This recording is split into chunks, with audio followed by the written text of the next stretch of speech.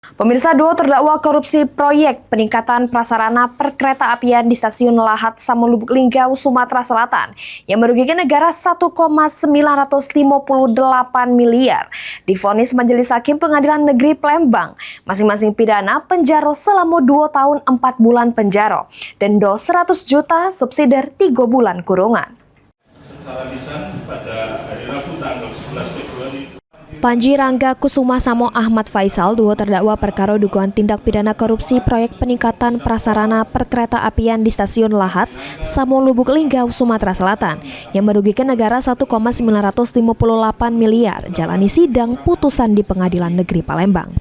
Juru amar putusannya, Majelis Hakim yang diketuai Kristanto Sahat Sianipar menyatakan terdakwa Panji Rangga yang merupakan pejabat pembuat komitmen di Kemenhub Satuan Kerja Balai Teknik Perkeretaapian kelas 2 Palembang.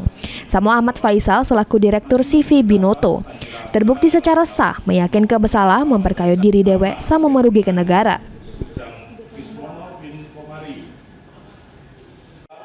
Menghukum kedua terdakwa Panji Ranggakusuma dengan pidana penjara selama 2 tahun 4 bulan, denda 100 juta, subsidiar 3 bulan kurungan.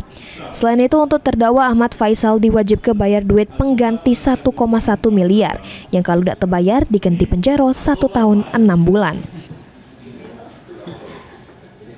Bebaskan bagi itu beberapa terdakwa, yaitu terdakwa Panji Rangga dan Kuma STMS dari Kumpai Isu Praitno, dan terdakwa Ahmad Faisal Abu Ghadir, terdakwa tersebut. Yaitu pembinaan kepada terdakwa Panji Rangga.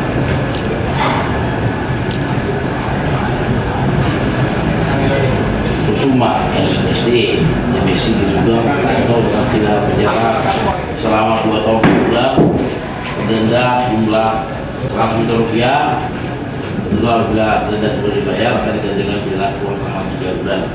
Sebelumnya kedua terdakwa dituntut jaksa penuntut umum masing-masing pidana penjara selama 3 tahun 6 bulan, denda 100 juta, subsidiar 3 bulan penjara. Heru Wahyudi, PAL TV.